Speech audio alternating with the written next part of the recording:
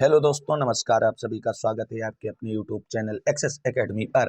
दोस्तों, TGT PGT भारतीय इतिहास रिमाइंडर सीरीज के अंतर्गत इस वीडियो में प्रस्तुत है मध्यकालीन भारतीय इतिहास के अंतर्गत सूर्यवंश एवं सिख संप्रदाय से इंपॉर्टेंट वन लाइनर प्रश्नों के रिवीजन नोट्स का ये वीडियो, जो आप सभी की आगामी परीक्षाओं जैसे TGT PGT LT grade, GIC प्रवक्ता भर्ती, GDS, assistant professor, KBS, NBS और नेट जेआरएफ के लिए बहुत ही उपयोगी है।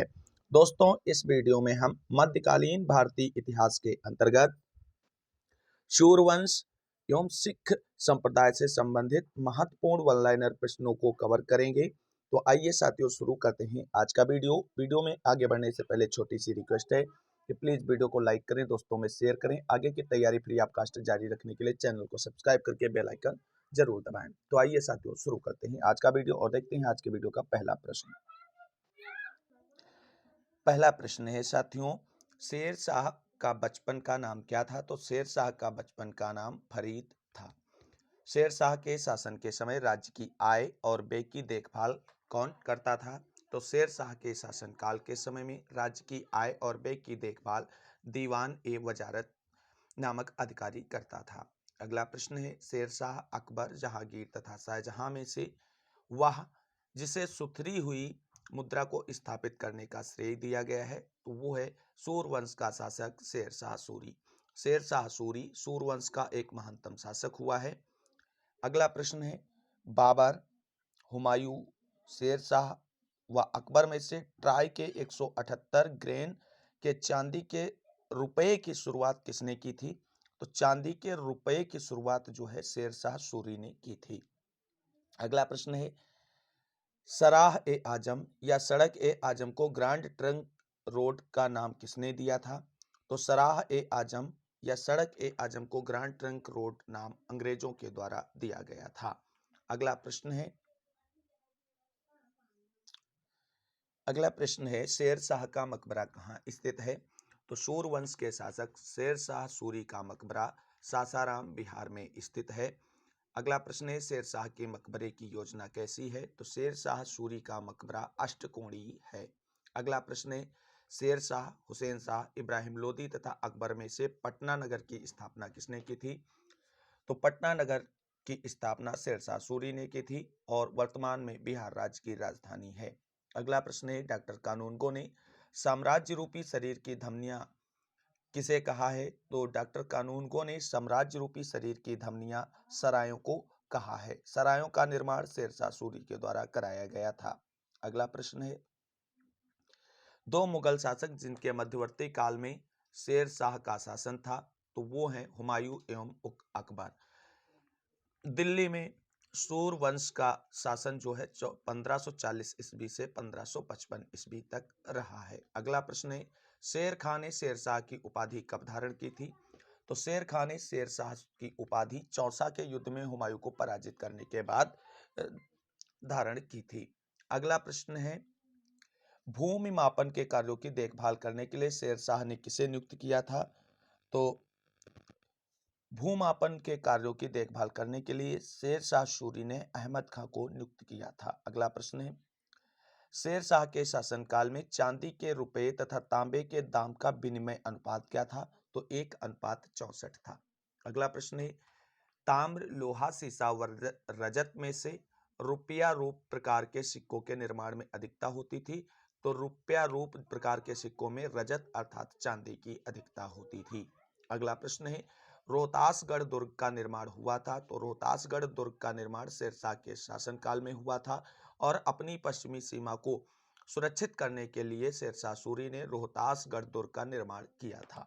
अगला प्रश्न है, सड़क ए आजम या ग्रांड ट्रंक का रोड का निर्माण किसने करवाया था? तो ग्रांड ट्रंक रोड यानी जिसे जीटी रोड के नाम से भी जानते हैं, इसका निर्माण शेर शाह सूरी ने कराया था। शेर शाह सूरी ने ग्रांड ट्रंक रोड का निर्माण कहां से कहां तक कराया था? इस प्रश्न का आंसर आप सभी लोग कमेंट करके जरूर बताएं। अगला प्रश्न है, किला ए कोहना मस्जिद का निर्माण किसके शासनकाल में हुआ था? तो किला ए कोहना मस्जिद का निर्माण शेर शाह सूरी के शासनकाल में हुआ था। अगला प्रश्न है, साम्राज्य निर्माता एवं प्रशासक के रूप में अकबर का पूर्वगामी माना जाता है? तो साम्राज्य निर्माता एवं प्रशासक के रूप में अकबर का पूर्वगामी शेरशाह सूरी को माना जाता है। शेरशाह का अंतिम अभियान कौन सा था? तो शेरशाह सूरी का अंतिम अभियान कालिंजर का अभियान था 1545 ईस्वी में। अगला प्रश्न है, मैंने मुट्ठी भर बाजरे के लिए दिल्ली का साम्राज्य अपने हाथों से खो दिया, यह कथन किसका है? तो यह कथन है शेरशाह सूरी का। अगला प्रश्न है, अब्बास खां शेरवानी ने लिखा है कि बुद्धिमत्ता और अनुभव में वह दूसरा हैदर था, तो यह कथन किसके बारे में कहा है अब्बास खां शेरवानी ने? तो यह कथन शेरशाह सूरी के बारे में ही कहा गया है। 10 जून 1540 को शेरशाह ने अपना राज्य से अभिषेक कहाँ करवाया था? 10 जून 1540 ईस्वी को शेरशाह ने अपना राज्याभिषेक आगरा में कराया था। अगला प्रश्न है, शेरशाह की धार्मिक नीति के विषय में सर्वाधिक उपयुक्त विचार क्या है? तो सर्वाधिक उपयुक्त विचार धार्मिक सहिष्णुता का है। अगला प्रश्न है, ब्रह्मजीत गौड़ सेनापति किसका था? तो ब्रह्मजीत गौड़ जो है वो शेरशाह सूरी का सेनापति था। अगला प्रश्न है, लाहौर, मुल्तान, आगरा व सासाराम में से वह स्थान जहां पर शेरशाह सूरी उपज का केवल चतुर्थांश भूमि कर के रूप में लेता था, तो वो है मुल्तान।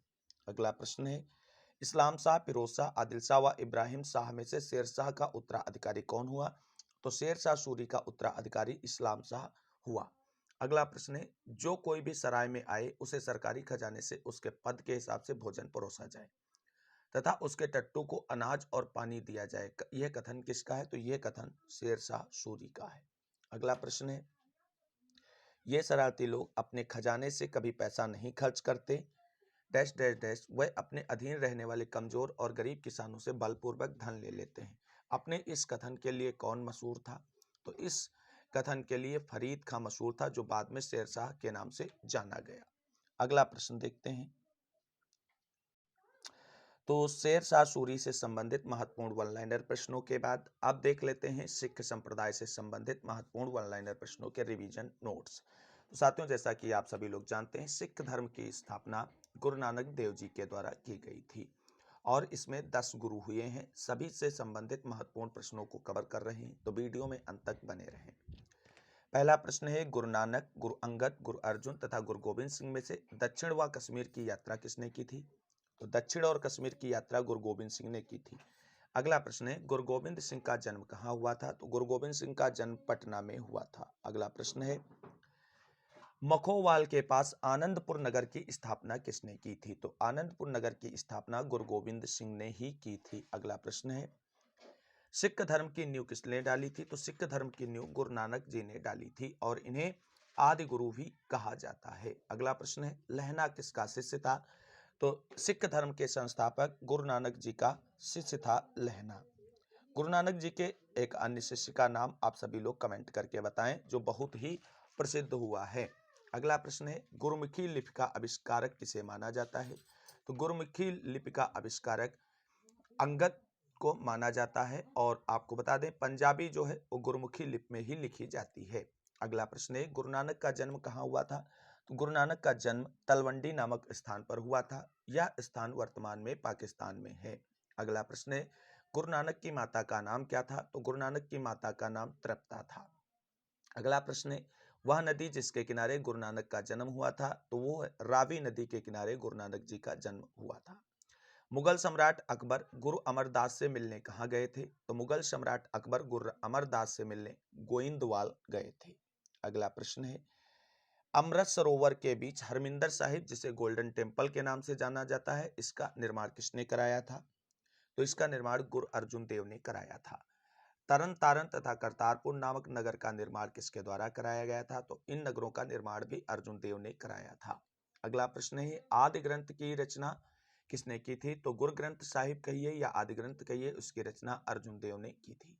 अगला प्रश्न है, अकबर ने 500 बीघा जमीन दान के रूप में किसे दिया था?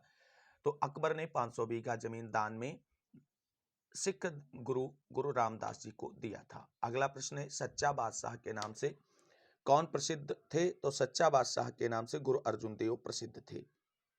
अगला प्रश्न है, खालसा पंथ की स्थापना किसने की थी? तो खालसा पंथ की स्थापना गुरु गोविंद सिंह ने की थी। खालसा का अर्थ क्या होता है? तो खालसा का अर्थ होता है शुद्ध या विशेष। अगला प्रश्न है, पाहुल प्रणाली को किसके द्वारा प्रारंभ किया गया था? तो पाहुल प्रणाली सिख धर्म से संबंधित एक प्रणाली है जिसका प्रारंभ गुरु गोबिंद सिंह ने किया था? अगला प्रश्न है, गुरु गोबिंद सिंह की आत्मकथा का नाम क्या है? तो गुरु गोबिंद सिंह की आत्मकथा का नाम है विचित्र नाटक। अगला प्रश्न है, चंडी दीवर रचना किसकी है? तो चंडी दीवर गुरु गोबिंद सिंह की रचना है। अगला प्रश्न है, बंदा बहादुर के बचपन का नाम क्या था? तो बंदा बहादुर के बचपन का नाम लक्ष्मण देव था। अगला प्रश्न है, तेग बहादुर को किस नाम से जाना जाता था? तो तेग बहादुर को बाकला देव वाबा नाम से जाना जाता था। अगला प्रश्न है, गोविंद सिंह के दो बेटे अजीत सिंह एवं जुझारू सिंह मारे गए थे, तो वो चकमौर के युद्ध में मारे गए थे। अगला प्रश्न है, सिखों के पांचवें गुरु कौन थे? वो थे गुरु अर्जुन देव। अगला प्रश्न है, गुरु गोबिंद सिंह ने खालसा पंथ की स्थापना कब की थी? तो गुरु गोबिंद सिंह ने खालसा पंथ की स्थापना 1699 ईस्वी में की थी। अगला प्रश्न है, कृष्ण अवतार रचना किसकी है? तो कृष्ण अवतार रचना सिखों के गुरु गोबिंद सिंह की है। अगला प्रश्न है, जहांगीर शाहजहां औरंगजेब व शाह आलम में से गुरु तेग बहादुर किसके समकालीन थे? तो गुरु तेग बहादुर जो हैं वो औरंगजेब के समकालीन थे।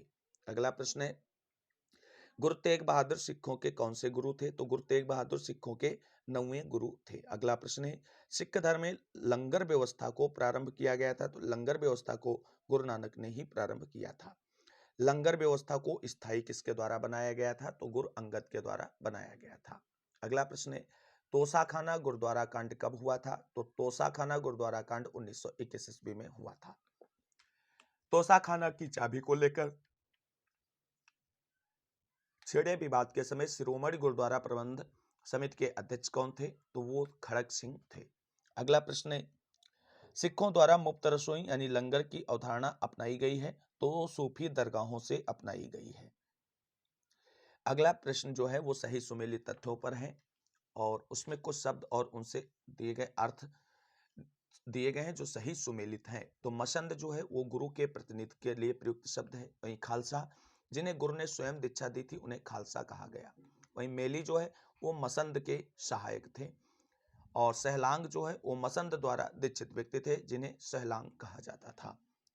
तो साथियों, ये था टीजीटी पीजीटी रिमाइंडर सीरीज के अंतर्गत सूरवंश यानी शेरशाह सूरी और उसकी प्रशासनिक व्यवस्था से संबंधित महत्वपूर्ण वन लाइनर प्रश्न और सिख संप्रदाय से संबंधित महत्वपूर्ण वन लाइनर रिवीजन नोट्स के प्रश्नों का वीडियो, जो आप सभी की आगामी परीक्षाओं जैसे TGT PGT LT grade, government inter college, government degree college, assistant professor भर्ती तथा यूजीसी नेट जेआरएफ परीक्षाओं के लिए बहुत ही उपयोगी है। साथियों, आप सभी को वीडियो कैसा लगा है कमेंट करके जरूर बताएं। आज के वीडियो में बस इतना ही। वीडियो को अंत तक देखने के लिए सभी साथियों को तहे दिल से शुक्रिया, बहुत बहुत धन्यवाद। कल से स्टार्ट करते हैं आधुनिक भारत के इतिहास से संबंधित महत्वपूर्ण वन लाइनर प्रश्नों के रिवीजन नोट्स का वीडियो सीरीज। आप सभी लोग फ्री तैयारी के लिए चैनल से जरूर जुड़े रहें। मिलते हैं आप सभी को अगली वीडियो में आधुनिक भारत के इतिहास से संबंधित महत्वपूर्ण प्रश्नों के साथ। तब तक के लिए सभी साथियों को जय हिंद, जय भारत, वंदे मातरम।